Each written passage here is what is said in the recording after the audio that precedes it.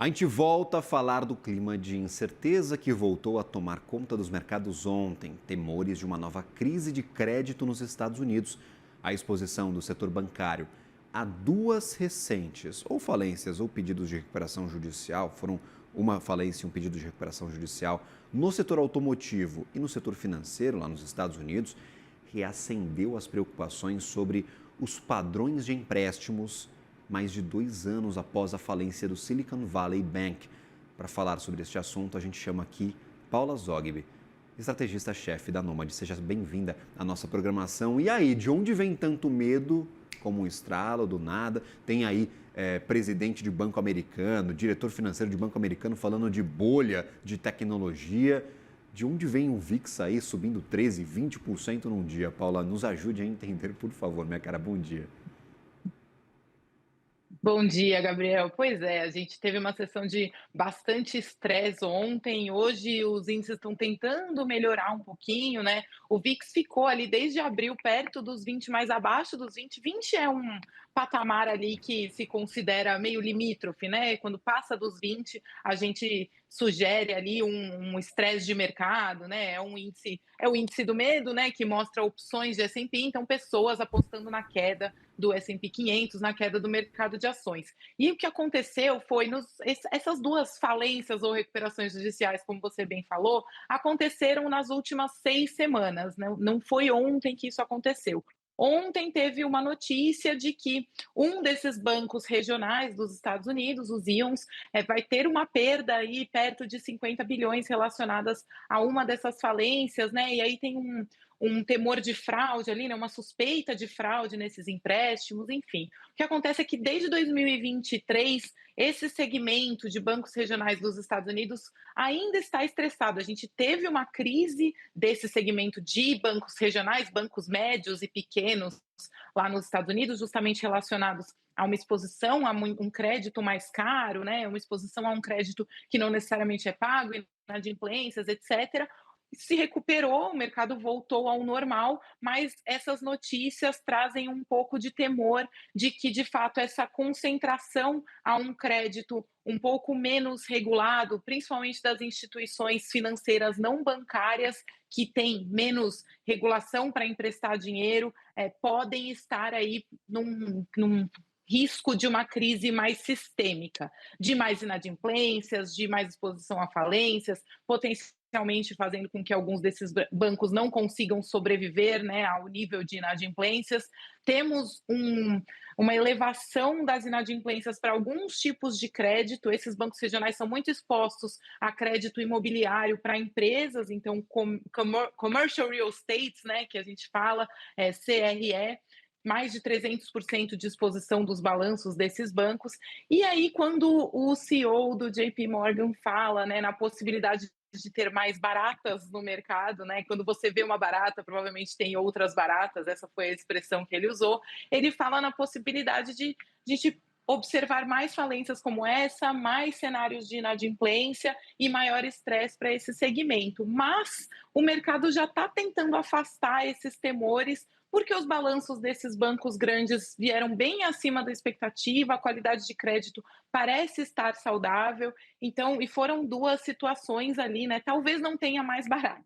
Então, basicamente, o mercado está tentando entender se é uma crise sistêmica, se tem exposição demais a créditos que vão ser defaultados, né? Se esses bancos vão ter problemas no futuro, e a gente pode ver uma série de outras quebras, ou não. E também outro fator importante é a exposição dos grandes bancos a esse crédito dos bancos menores. Existe um segmento de grandes bancos nos Estados Unidos que são os bancos que poderiam, né, caso aconteça alguma coisa com esses bancos, gerar uma crise financeira geral.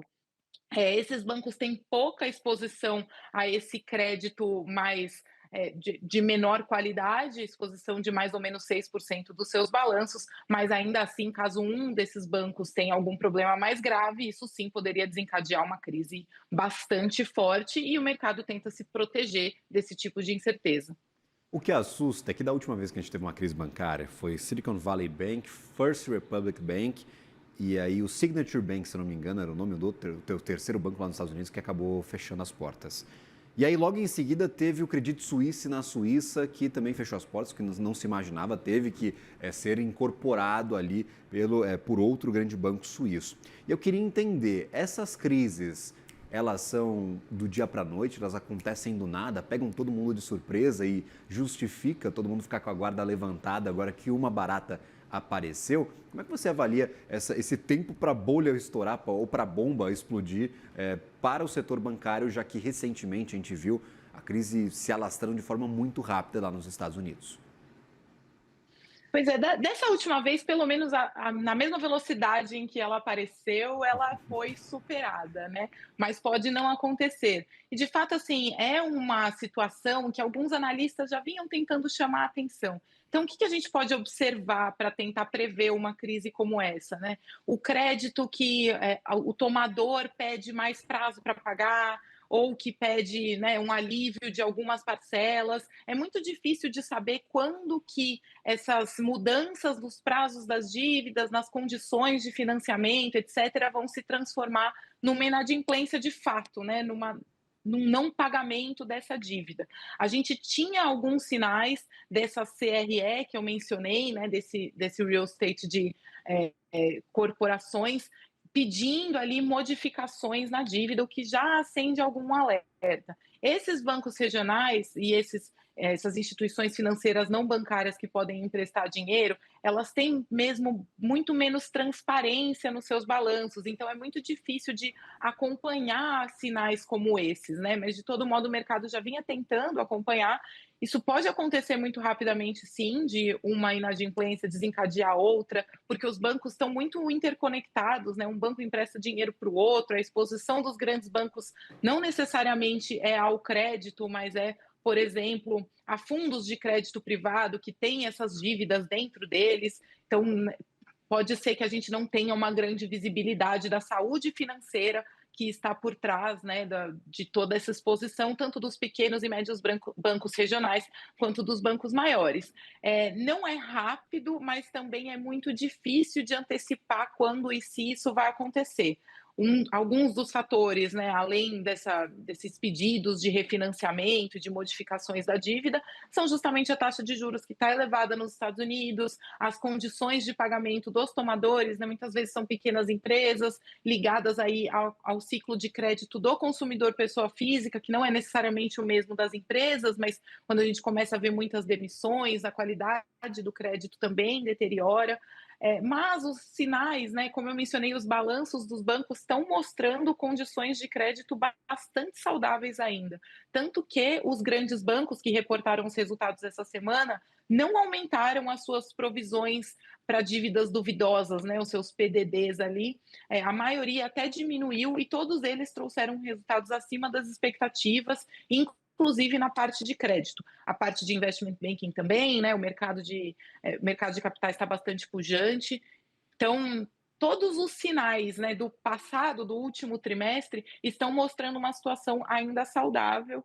Portanto, talvez tenha sido uma reação um pouco excessiva do mercado a esses eventos de crédito, mas é muito difícil cravar. Agora, mais de um executivo falou em tal bolha de ativos, falou em sobrevalorização de algumas ações, citaram inteligência artificial em alguns casos. Isso é um alerta, mais um talvez. Foram o emissário das más notícias estes executivos de grandes bancos na publicação dos resultados. O que a gente consegue tirar destas últimas falas sobre inteligência artificial, tecnologia lá nos Estados Unidos? As sete magníficas, a gente trouxe aqui o dado ontem, representam 1/3 do S&P 500, que teoricamente teria que ter aí um balanço de 500 empresas das 500 maiores companhias dos Estados Unidos. Pois é, eles trouxeram números muito bons para o passado e prognósticos muito cautelosos para o futuro. Essa questão no mercado de capitais, né, se a gente vê uma bolha no segmento de tecnologia, tem um efeito muito imediato que é o povo dos Estados Unidos, né, o consumidor médio dos Estados Unidos está mais exposto ao mercado de capitais do que aqui no Brasil.